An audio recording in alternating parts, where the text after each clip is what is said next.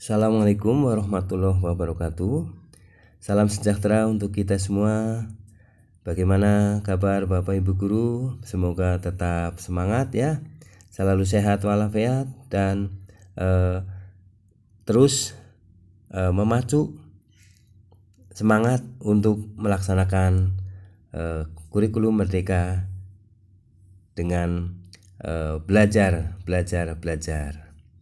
Baik, Bapak Ibu Guru, marilah kita kaji bersama mengenai prinsip pembelajaran ya. Di video kali ini kita melanjutkan video sebelumnya, yaitu tentang pengertian pembelajaran paradigma baru seperti apa ya, dikembangkannya seperti apa, peran pemerintah bagaimana, dan peran dari sekolah seperti apa sudah kita kaji bersama di video sebelumnya.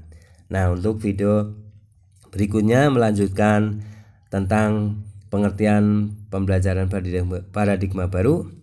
Nah, pada video ini kita akan kaji bersama tentang prinsip pembelajaran. Seperti apa prinsip pembelajaran pada pembelajaran paradigma baru ini? Semoga ini bisa menambah wawasan. Mari kita kaji prinsip pembelajaran.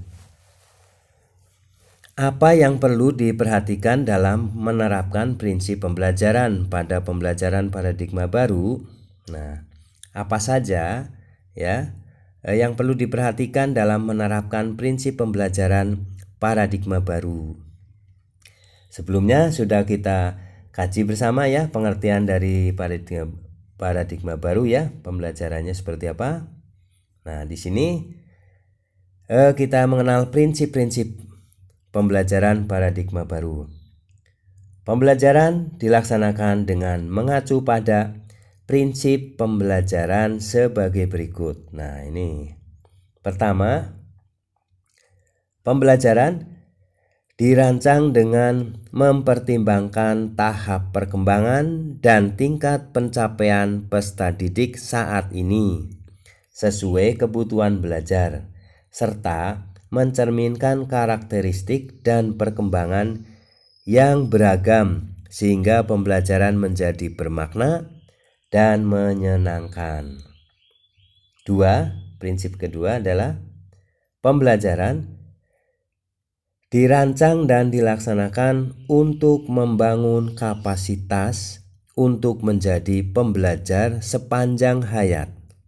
Ya, itu prinsip yang kedua. Prinsip yang ketiga, proses pembelajaran mendukung perkembangan kompetensi dan karakter peserta didik secara holistik. Ya, holistik itu menyeluruh ya. Kemudian 4,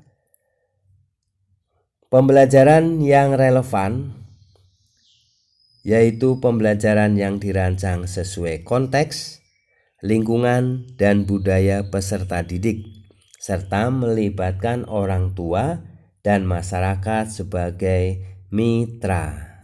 Nah, ini prinsip yang keempat ya. Prinsip yang kelima pembelajaran paradigma baru ini adalah pembelajaran berorientasi pada masa depan yang berkelanjutan. Nah, ini jadi ada 5 prinsip pembelajaran yang Bapak Ibu Guru perlu diketahui dan perlu diterapkan, karena kita akan melaksanakan kurikulum merdeka ini dengan melaksanakan, menerapkan, mempraktekkan prinsip pembelajaran paradigma baru. Nah, ini ya Bu ya, Bapak. Mari kita pahami bersama. Nah, prinsip pembelajaran, hal-hal yang perlu dilakukan dan hal-hal yang perlu ditinggalkan. Nah, ini Bapak Ibu Guru, prinsip pembelajaran misalnya pertama, pembelajaran dirancang dengan mempertimbangkan tahap perkembangan dan tingkat pencapaian peserta didik saat ini sesuai kebutuhan belajar, serta mencerminkan karakteristik dan perkembangan yang beragam sehingga pembelajaran menjadi bermakna dan menyenangkan. Nah, hal-hal yang perlu dilakukan apa?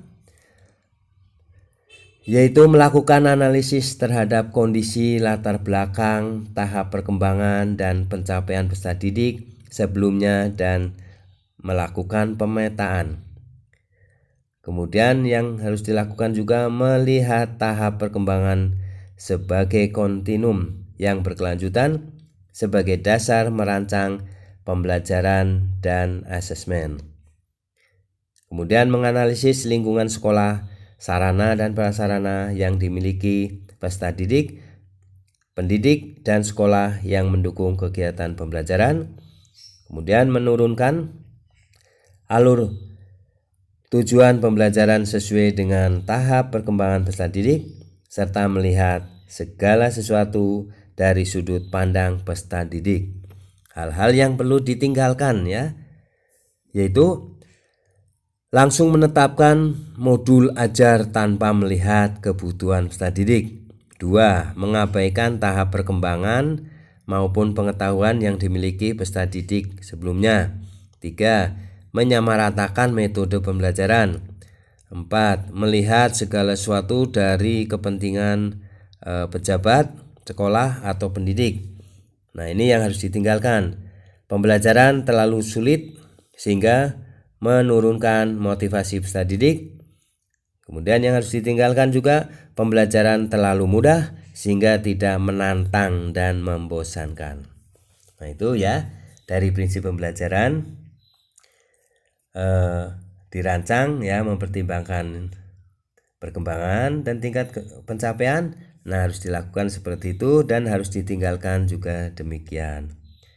Kemudian prinsip pembelajaran dirancang dan dilaksanakan untuk membangun kapasitas peserta didik untuk menjadi pembelajar sepanjang hayat. Nah, ini yang harus dilakukan adalah mempertimbangkan berbagai stimulus, memberikan kesempatan kolaborasi, pembelajaran yang syarat dengan umpan balik, serta pembelajaran yang melibatkan peserta didik. Kemudian yang harus ditinggalkan, pendidik hanya selalu memberikan pemaparan dalam bentuk ceramah saja atau instruksi tugas. Nah, kemudian hanya memberikan pertanyaan selalu dalam bentuk soal dan dinilai benar atau salah. Dan harus ditinggalkan adalah memberikan porsi paling banyak pada asesmen sumatif atau ujian terakhir. Prinsip yang ketiga, yaitu proses pembelajaran mendukung perkembangan kompetensi dan karakter peserta didik secara holistik. Nah, yang harus dilakukan menggunakan berbagai metode, melihat berbagai perspektif yang mendukung kognitif, sosial, emosional, dan spiritual, maupun melihat profil pelajar Pancasila sebagai target tercermin pada peserta didik. Yang harus ditinggalkan menggunakan satu metode yang itu saja ya, misalnya ceramah. Kemudian menggunakan hanya satu perspektif, misalnya hanya melihat kemampuan kognitif peserta didik saja. Kemudian melihat profil Pancasila sebagai sesuatu yang harus diajarkan dan dihafal, bukan. Jadi pembelajaran profil pelajar Pancasila ini ya tidak dihafalkan, tetapi diterapkan dan dilakukan ya, diamalkan atau ya. Baik. Jadi salah kalau ada yang mengajarkan apa artinya ini profil pelajar Pancasila dan sebagainya kepada anak-anak. Tetapi yang harus diterapkan adalah tentang penerapannya ya, prakteknya ya. Kemudian pembelajaran yang relevan ya. Ini pembelajaran yang harus relevan itu maka harus dilakukan adalah pembelajaran yang mempertimbangkan dengan konteks dunia nyata. Ya. Yang kedua adalah melibatkan orang tua siswa. Yang ketiga memberdayakan masyarakat sebagai narasumber. Nah, ini. Nah, yang harus ditinggalkan Pembelajaran yang konteksnya tidak relevan. Yang kedua, komunikasi dengan orang tua murid satu arah. Interaksi dengan murid hanya memberikan dan menagih tugas saja. Nah, ini harus ditinggalkan ya Bapak Ibu guru, prinsip seperti ini. Yang kedua, yang berikutnya adalah peserta didik tidak punya akses langsung untuk terlibat ataupun melibatkan diri dalam masyarakat tertentu ya setempat. Nah, prinsip yang kelima ini yang harus diperhatikan adalah pembelajaran berorientasi pada masa depan yang berkelanjutan. Nah, pembelajaran paradigma baru ini adalah pembelajaran yang berorientasi pada masa depan yang berkelanjutan. Nah, hal-hal yang perlu diperhatikan, yang harus dilaksanakan, umpan balik yang terus-menerus, pembelajaran yang membangun pemahaman bermakna, pendidik melakukan berbagai inovasi terhadap metode dan strategi pengajarannya, serta mengajarkan keterampilan abad 21. Nah, yang harus ditinggalkan ya, yang selama ini kita lakukan, proses belajar bertujuan tes atau ujian akhir saja, hanya tes saja mengejarnya ya, tidak ya, kita harus tinggalkan itu. Pembelajaran dengan kegiatan yang sama, itu saja. Nah, ini membosankan. Hanya mengetes atau menilai keterampilan abad 21 tanpa mengajarkan keterampilannya. Nah, ini hanya teori ya, terutama di SMK ini tidak diajarkan teorinya tapi prakteknya ya. Baik, Bapak Ibu, inilah sekelumit ya tentang prinsip-prinsip pembelajaran ya paradigma baru. Nah, semoga ini bisa bermanfaat ya untuk menambah wawasan dan kita mengenal pembelajaran paradigma baru itu prinsipnya seperti apa yang harus dilakukan dan apa yang harus ditinggalkan ya. Baik, semoga ini bermanfaat dan sampai berjumpa kembali pada video berikutnya, yaitu tentang